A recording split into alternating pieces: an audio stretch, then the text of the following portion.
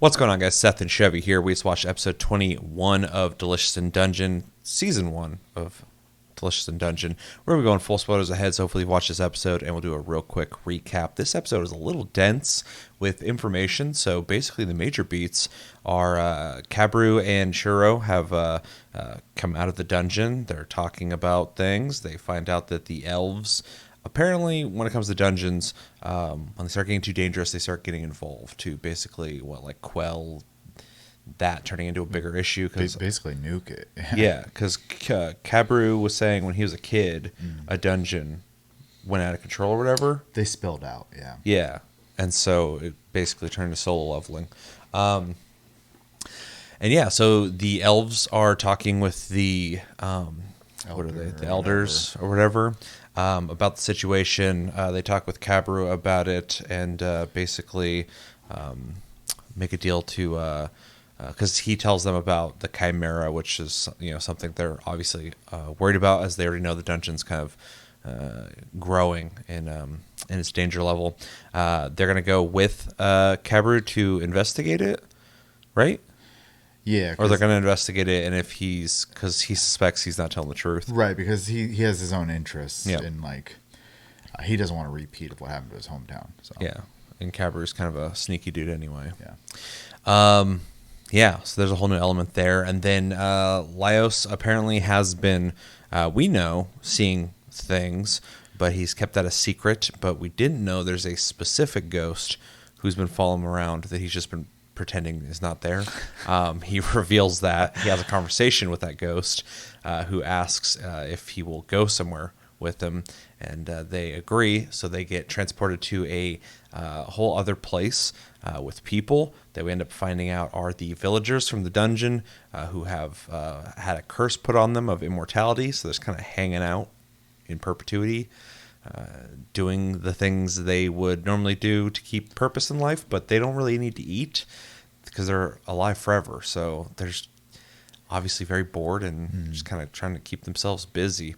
So yeah, they interact with all the people around there. They actually talk about how nice the place is. Also, there is a, what is it called? A barrier that makes monsters docile, which makes Laios go crazy because he gets to see a minotaur, a female one, and he goes crazy about it. Full of milk. Yeah, it was really weird. And Senshi's super impressed with all the agriculture they've done. Although not impressed with their cooking because they don't taste food, they don't need to eat food, so they're not really the best at making food, which makes complete sense. And then Marcel tries on a fucking crazy outfit. Sounds like Lady Gaga stuff. Ziggy Stardust shit, yeah. Lady Gaga works too, but then later puts on a more normal dress, I guess, even though that's not really how she normally dresses. Also worth mentioning, Izutami is acting very childlike and cat-like because of this barrier. She's a hybrid. And yeah, basically we end up finding out all that information about them, being stuck here. These are the villagers, I guess. Is it King Delgil? The dude that they found in the dungeon back in the day was basically trying to escape, turned to ash. Oh god. People who try to leave apparently can't come back. These are the ghosts that we're seeing in the dungeon, which is really interesting to find out. Also makes sense why they've been pursuing Laios and trying to talk with him, because we find out that there is a prophecy of somebody with a winged lion sword that will defeat the Mad Mage and become king of the country or something like that. Yeah, because based off a lion that was like an oracle. Yeah. And it's trapped at the bottom of the dungeon with the Mad Mage. Yeah, so apparently this is Laios, which has everybody shocked because, everybody thinks he's just kind of an idiot, and they're not completely wrong. But yeah, he has to think about this because it's a lot to take on, especially for someone like him who's mostly just interested in monster stuff. And yeah, is there anything else I missed? That's like a major thing. I think that's the major beats. All right. Yeah. Well, what do we think? I quite enjoyed the episode. Yeah. I love the sheer amount of world building we just got. Yeah, it was a huge one for that. And Also just added a lot more depth to the show, which is kind of nice because we said it before, obviously, but as you know, at the beginning of the show is very like literal to the title, and then as it started going on, especially after like the paintings, it just started getting like deeper and deeper and deeper, and I really am invested in this story at this point, and so like getting more and more details, unraveling basically this mystery of the Mad Mage and like what the conclusion of that may end up being. Has been a lot of fun. So I'm definitely, every time they want to give me a little bit of information on the dungeon and the past of these people and stuff like that, I'm definitely very interested in that. Yeah, for sure, where they're in a dungeon most of the time, there's actually like a whole world that I want to know more about and want to see more of. So I appreciated that we got to see a little bit of that with this weird world they went to with the villagers, but also Kabru and Shiro being where they were at and talking with the elves. So Yeah. Speaking of the elves, I just thought on a personal level, I'm a big fan of elves anyways, and they had a ton of different varieties that were all drawn very unique and really cool looking. So that was fun. Let's see the what's her name again? The cat girl. Is it to me? It's me. Being effectively a lap cat for the entire episode. Was a little more my speed than her previous attitude, so I enjoyed that while it'll last. I also like how Marcel, skipping ahead a little bit, wanted to sleep with the boys because Sumi was being weird. I also love Laios went to like touch his Utsumi. She smacked his hand. And he was so dejected, and they drew his hand with such detail. He was facing the wall, pondering it. Like, I don't know. I like how it was such a small little like nope. And he's just like, what the hell? Yeah, he was devastated from. Yeah, that he really moment. gets deep in thought over the weirdest things. His excitement over them raising monsters was funny, not surprising, but still funny. Same with, oh no, brain's not working. Senshi. Getting excited that they, grow food and stuff there. I like how they both show up just like yelling. Yeah, they were just stoked.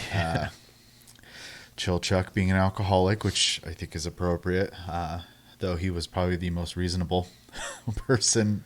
Yeah, he loves alcohol. Yeah, and then Marcel being the dress-up doll for the townsfolk, which was very nice of her. They don't really have much to do anyways. What else is she going to do anyways? The dress selection, especially when she was talking about the wilder ones and the little mini versions of her floating in her thoughts, were ridiculous. And I am kind of glad that fashion only exists in that town. True. And the first dress being that weird like galaxy inside of a bunch of like side or diagonal boxes was gross. Yeah, I don't know how they made that. But I mean, they can make magical barriers, so who knows? True. Yeah, I like the detail of basically because they can't eat, they can't season food, which makes complete sense. Someone who has no sense of taste is going to be terrible at cooking. So, let's see. The only other thing I really have to add, outside of just appreciating all the lore stuff, was towards the end when they were discussing things in the bedroom. There was a moment where Senshi is just like on his side, shirtless, with his gut just hanging out. No one seemed to care. Just letting that all hang out. So, I'm glad they're comfortable with him.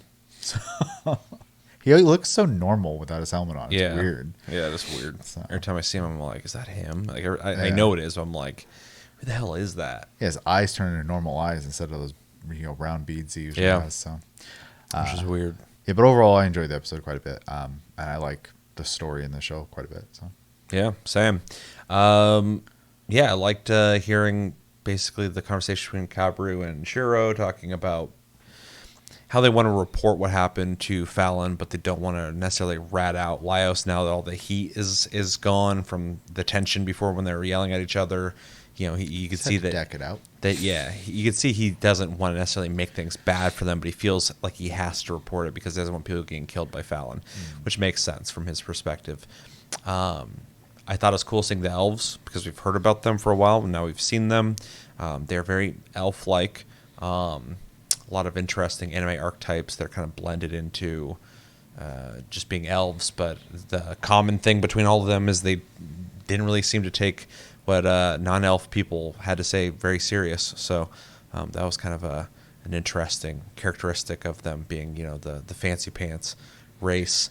Although the Tom York one was interesting. The leader who had the eye, that was weird. Yeah, the tired looking one. Yeah. Well, like one of his eyes was off. Well, he had bags on both of them too. Yeah, but one of them was like this. Yeah, for sure. Hence Tom York. So yeah, that was cool. Hoping to see more of them because I'm interested in how that works. We got a little bit of the lore drop with that they are directly connected with dungeons and how they're basically going if going bad or not. Well, if I remember right, in previous episodes they mentioned that elves originally owned all the dungeons or whatever. Yeah. So, but they still, because they don't view races that live less time than them as anything other than infants, they don't take anything seriously with them either. So yeah. I thought it was a lot of fun too, finding out Laios had a buddy just following him around. We already know he was seeing things before, but the big reveal of telling everybody that this has been happening and Marcel just staring at him like, what the hell, dude? And everyone believed him right off the bat. Yeah. There's no doubting. They're like, oh, you're talking to a ghost. Okay, that's cool.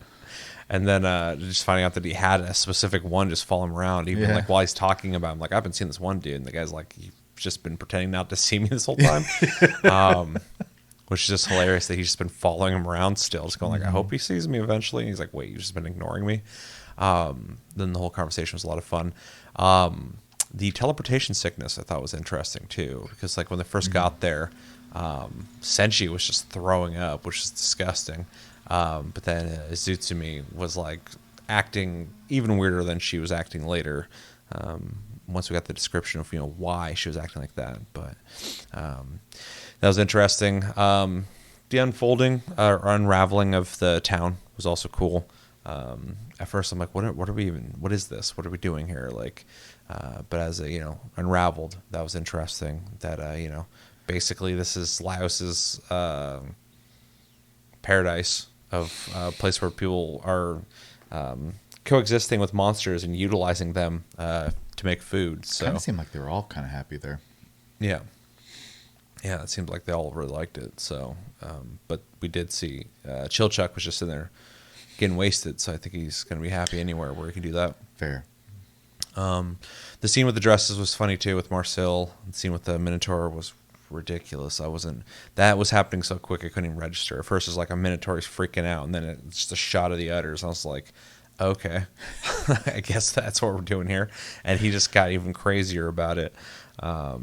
And then, finding out, we've been getting little hints here and there about Laios having something important about him. Cabru's kind of talked a couple times about there's something about him. And then, just different instances that have happened where we're like, okay, obviously there's something about him with his past, with his family, with the destiny or whatever. But now we have, confirmation there's a prophecy that he's fitting, which makes sense, even though, he does have a look to him that he could be some kind of important person, but he doesn't act that way in any way. So, that makes sense. And there was another thing I was going to... that they were eating ghosts. Retroactively thinking about that was kind of funny, because they're talking about the people from this village leaving are the ghosts, and then they made sorbet out of some of them. So that was kind of a fun little thing they threw in there. I was like, well, that's another time you threw something in a while ago that we're coming back to and looking at in a different light. So the show's really good about that. I don't, at this point, throw anything out as, oh, that's just weird. Yeah. Because we've had too many things recalled now where I'm like, they're not just doing random things. They actually have like a plan for a lot of this stuff. So that's pretty cool. But yeah, overall, a really good episode in every single way. No action. It didn't need it though. It had really good humor, a lot of lore that I thought was really interesting, and cool character dynamics between everybody getting to just talk about stuff, which was a lot of fun. So really liked the episode, and can't wait for the next one because this is probably one of my favorite animes I've seen in a while, so I've been really liking it a lot. And I like seeing more and more people are talking about this show, because when we first started doing reviews of it, I wasn't hearing anything about it.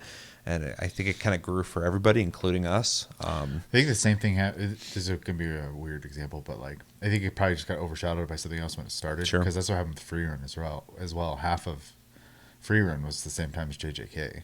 Yeah. And then after JJK ended, all of a sudden people started talking about Free Run more and more. So. The show from the beginning, though, like the first 5 episodes, we even talked about in our reviews. We're like, oh, this is fun. Yeah. But how long is it going to go for? Like, what are we even doing? Like, no complaints, but it's like how much legs does this have of them just going through the dungeon eating? But now where it's gotten to the point where like, there's a lot going on, and there's, stakes, stuff to be invested in. We obviously are fans of that, but just more and more I'm hearing people going like, oh, you got to watch Delicious in Dungeon. So I think just in general, people have all kind of collectively gotten more invested in the show, or at least like have been hearing now that people are super invested in liking it, that now they're watching it as well. So there's been a couple streams I've watched where people are like, have you been watching Delicious in Dungeon? They're like, no, everybody's telling me to watch it though. So that's fun to hear, because I'm like, yeah, it's actually really good. I've been trying to get Sarah to watch it. She's like, is it good? I'm like, yeah, it's really good. Like, you should start watching it. So Yeah. she only saw like the first like 4 or 5 episodes. So yeah. Yeah, you definitely have to let show, for lack of a better term, cook. Yep. So. And the show is cooking. That's all I got though. Anything else? Other than I think we only got about 3 episodes left for the season, and unless they wrap up the story in that, I suspect we're going to be left on a cliffhanger. So I hope, because I don't trust Netflix that much, I hope they fund a second season.